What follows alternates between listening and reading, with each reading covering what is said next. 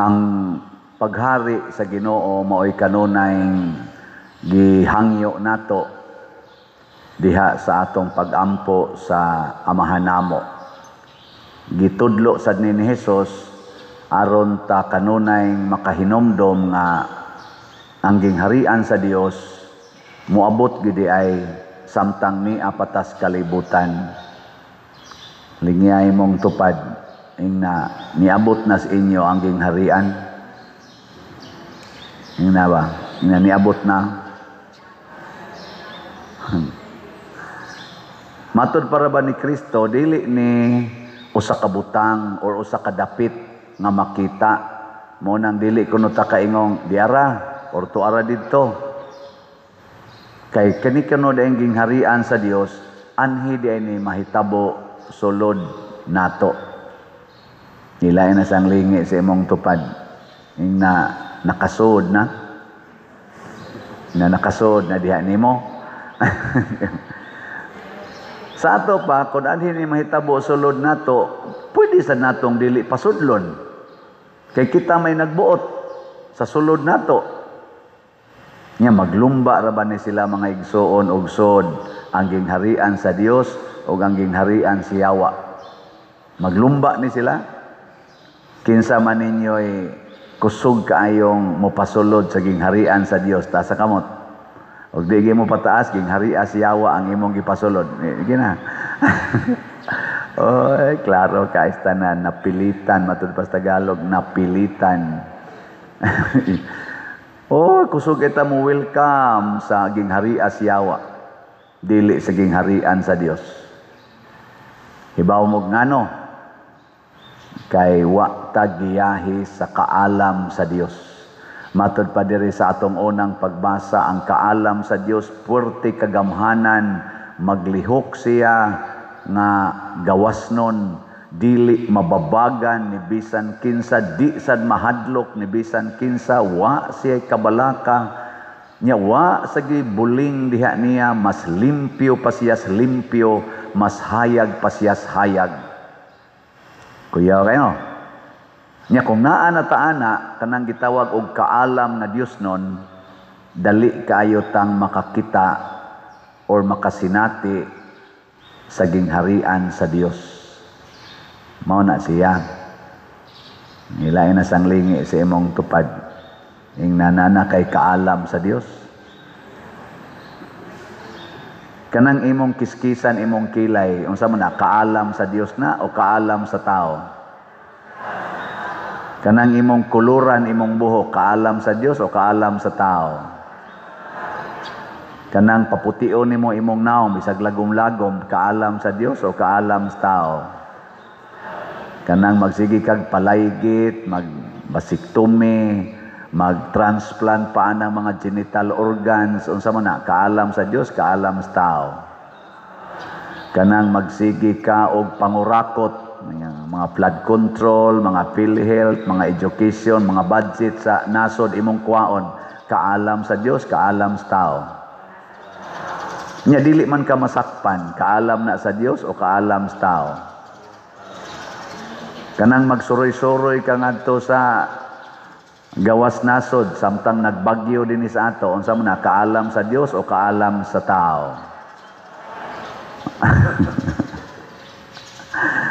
Kanang mupuyo kas dapli sapa bisag gidid-an ginas balaod, unsa man na, kaalam sa Dios, kaalam sa tao? Kanang magbuhi kag baboy o mga manok unya imong ibaligya nya anha nimo ihog ang mga hugaw sa sapa, kaalam sa Dios, kaalam sa tao? Kana tubaga na ninyo. Kanang mamaligya na og salat ang pari, kaalam sa Dios, kaalam sa tao? Bright ninyo. Pwede na mo mga matay. Kay baom day kayo mo. Pero istoryahe. Ang pagsinati maoy importante. Mao na nga niingon si Jesus, kung doon na gani mo ingon tuara didto, di ara diri ang gingharian sa Dios, ayaw na lamog adto. Kana batang moingon nagmilagro didto ang Ginoo, adtoa, hala nunot sa dayon ta. Tuwa sa dito spikas nagmilagro, hala nunot dayon. Hindi des Compostela. Wa na diha kay na des Paderciano, wa na ayo. Agi-agian na lang, ana. Kana mao na sila yung mga tao nga gigiyahan sa gingharian sa Yawa. Unsa man day sakto? Pundo diha, pasudla sa imong kasing-kasing ang gingharian sa Dios. O unsaon man ana paghimo, saon man. Tanawa ang nahitabo nilang Santiago sa mga santos, ug ang nahitabo ni Hesus ug ni Maria samtang dinhi sila sa kalibutan. Kay kini man sila mo'y atong mga models sa pagsinati sa gingharian sa Dios. Kanang mga propeta, sama nila ni Moises, nila ni sa panahon propeta Isaías, Elias, Jeremias, hangtod na gyud ni John the Baptist. Tanawa ra gud ang ilang kinabuhi na ay common ground. Unsa may common ground? Una, nag-antos. Ang pag-antos. Kanang tao nga kusog mudawat og pag-antos, mao nay makakita sa gingharian sa Dios. Pero kanang tao nga maglikay sa pag-antos, di gina kakita sa gingharian sa Dios. Mabuta na siya. No. Tanawa ang sala. Unsa may itintal sa sala nato? Lami, dali, sayon. LDS. Kanang lami, kanang dali, og sayon, mao gid nay padong sa sala. No, tanawa. Hay may dali himoon. Flood control nga way kabilya o flood control nga kompletos kabilya. Hay may dali. Katong way kabilya. Oh. Nya hay may sayon himoon kana yung kompleto gyud sa pundasyon, kabilyado gyud kaayo o kanang way kabilya. Kanang way kabilya sayon kayo, bubo lang na nimo diha. Palagod na mga karsada, hay may sayon be himoon nga karsada kanang butangan nimo baniga nimo kabilya, dagko yung kabilya sigon sa specification o bubuan lang na nimo dritsog simento, hay may sayon buhaton. Bubuan. No? Hay may sayon be para sa mga lalaki o babae nga magminyo, magpakasal usa, una dog usa, una pakasal. Hay may sayon ana. Hay man say mas lami kanang minyo o kanang kabit. Oh, hay may mas lami magdugdog, ang uyab o ang minyo na. Ako kasuway kamo sa may inyo. Mo na. Unyag dili ka mo antos, di magsigi kag kabit-kabit, magsigi kag pangurakot, magsigi kag pangilad, magsigi kag premarital sex, mag same sex pa usahay. Unya makakita ka kag Ginoo ana. Dili. Antos, dakong pag-antos sa manag-uyab nga magtinan-away lang. Sige glado ka ng laway. Antosonon gid na. Pero mao kanang pag-antosa, wa kay sala. Kay ang sala gitawag mo nagbuling. Unya ang kaning atong wisdom sa Ginoo matud pa dire, wa may buling, wa may bisan mansa. Ilingay mong tupad. Ing na wa kay buling. Wa kay buling. Mo na si Mama Mary gitawag og immaculate virgin pagyod, bisag nanganak, mother pa. Ngano man? Ni Antos man. Ni Antos. Sila sa si Santiago, nga buangon sa ni, pero kay ni Antos naman, nawa sa dilang buling. Ang mga santos, samang San Agustin, buangon masad ka ito, portim sa itong bulinguna, pero pagsugod na niyag Antos, nawa sa diyang buling. Suko na ba? Sagdi lang. Mao na, og di ka mo antos, magsigi kag pangitaan ng lami. Di jud ka kakita Ginoo sa imong pamilya. Ikaw ba na, igtan-aw nimo sa imong asawa, way lami. Nya igtan-aw nimo sa silingan, bigot kayo, purting lamia, asa man kamo tan-aw? Adto silingan, yawa-yawa ra gyud mo makitaan, pangabit ra gyud. Kalaway. Pero kanha ka mututok anang imong asawa nga way lami, kakita jud ka Ginoo. Oh. Nya imo daing gakson, ingon imong asawa, ngano mangalit ka gakos dahi sa kita ko Ginoo dahi. Ngano man, pati naging dagkuas imong bilbil. Antusuno na kaayo. Antusa na. O ang dako yung antusono nato mga igsoon kanig yung kamatuoran. Ang kamatuoran. Nighuman nimog antos, kakita yung kagkalipay. Labi na yung dawato nimo ang kamatuoran. Di ka magsigig pamakak. No? Kadto bitang ilang isyu karon minaw ko social media naaman toy mga mayor o pipila ka ato mga leader sa katilingban nga nangadto kuno to og biyahe ngadto sana Europe ba to? Naagyoy usas mga kuyog nila ato nga na-highlight nga wa siya modayon og larga. Pagkahibaw niya ba nga yay paingon man ding bagyo diri. Niya ako ra ba ning kuan munisipyo di lang kong larga. Nya naa sa kunoy usa ato nga niabot na gyud Dubai.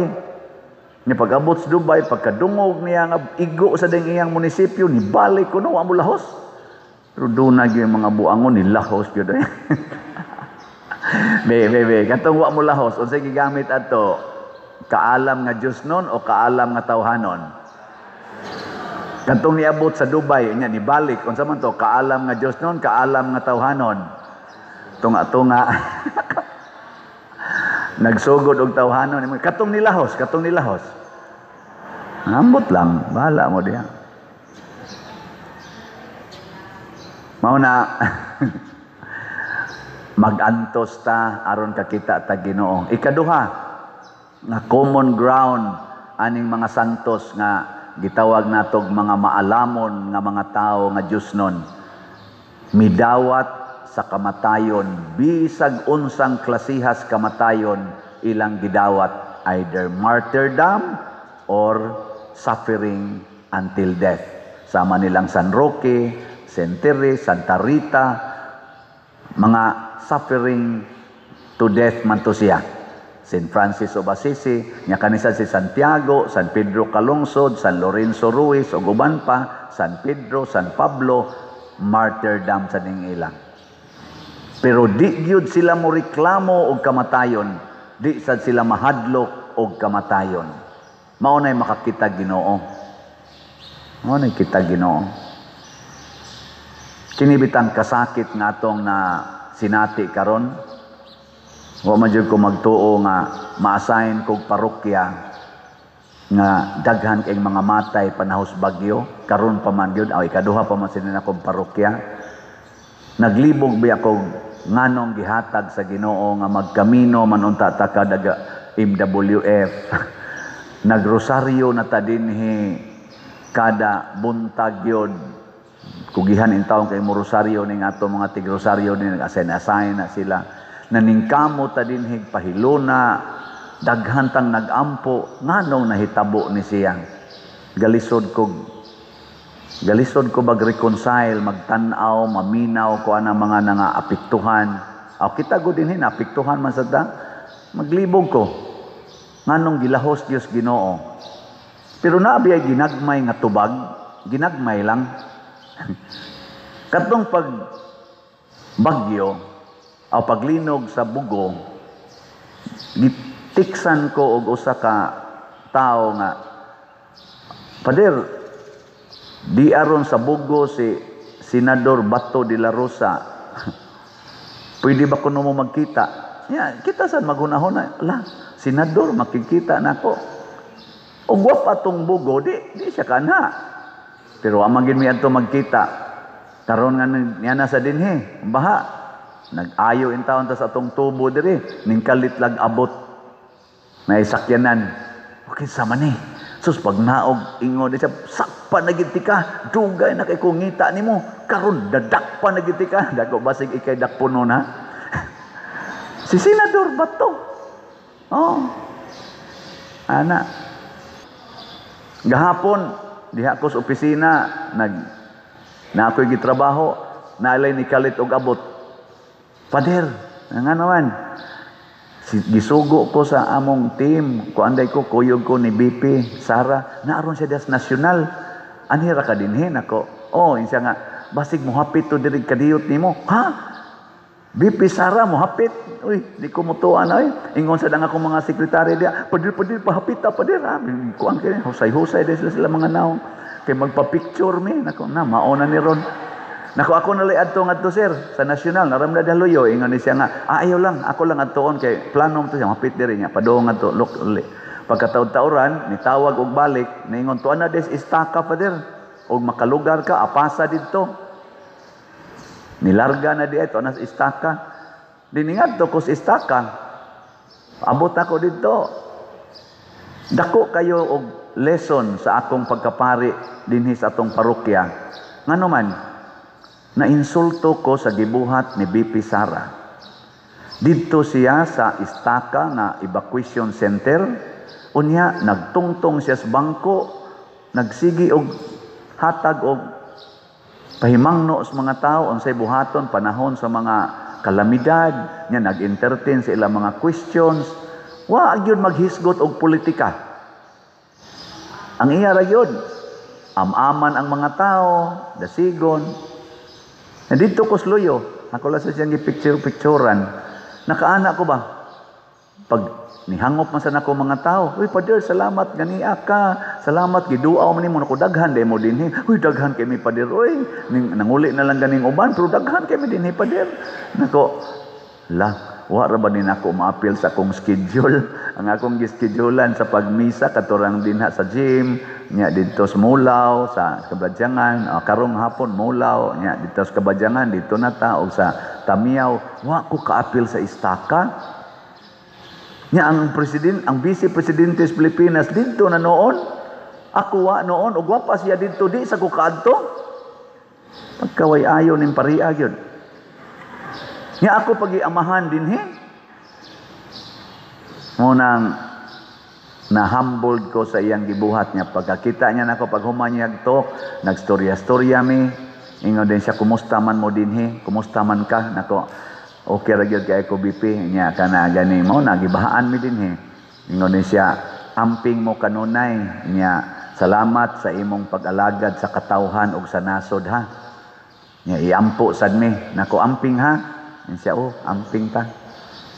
Ana ya dugay-dugay may istorya-istorya, mangumusta siya sa mga panghitabo. Nya ni istorya sa kunya sa ginagmay nga kining sapa gasugod ni didto sa babaw nganhi padong usara ni kasapa. Ana mga igsoon, og wap ay bagyo, wap ay nang hitabo nga kasakit, di sad may magkita sa atong vice presidente, mamatay na lang tingin ko, di ko kalamano niya. Nya tungod kinaa siya ng posisyon na, kanang kalipay sa nato nga mga ordinaryong mga tao, di sad to kalamano dito ang mga maestra, mga estudyante, mga naigos bagyo.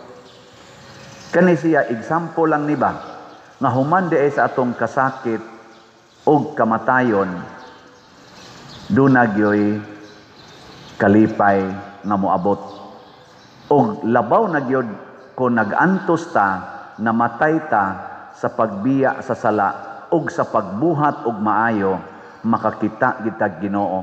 Lipay magiko kita kong Senador Bato de la Rosa, lipay magani kong kakita kong BP Sara in person.